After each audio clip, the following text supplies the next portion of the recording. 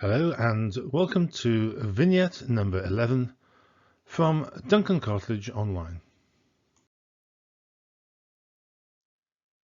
This short presentation will look at some of the issues when taking off quantities for substructures. In addition to foundations, substructures or groundwork packages usually include for other items. For example, it's obviously logical to include certain below-ground drainage. Substructure probably carries a greater amount of risk than any other NRM2 work section, due to the uncertainty of the conditions on site. Uncertainty, however, now has been taken away from the definition of what constitutes rock. NRM2 defines rock as any boulder greater in size than 5 cubic meters.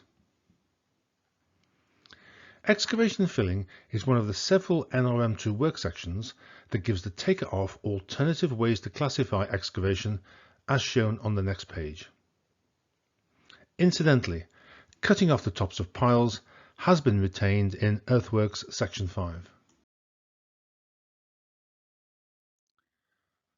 I don't really understand the thinking behind the RICS's NRM2 working group to adopt this approach, but the taker off can either aggregate excavation into bulk excavation or foundation excavation, or bill each type of excavation separately.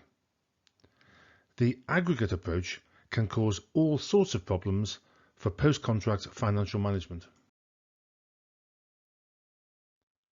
This simple substructure will be used as an example. When describing excavation, most people seem to have adopted a compromise approach as shown on this page, including both the aggregate classification and the type of excavation in the same description. Note the approach for calculating the net volume of backfilling.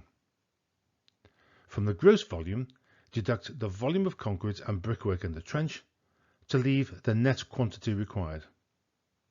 Okay, fair enough. Most engineers do not like backfilling with excavated materials, but the quantities will be correct. As illustrated on this page, this approach calculates the volume of backfill required.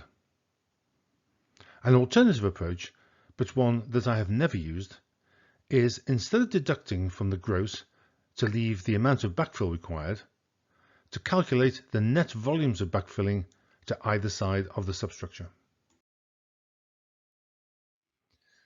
If the rumours are correct, and a new edition of NRM2 is on the way, hopefully a copy editor will be found who realizes that disposal of excavated material is measured in cubic meters.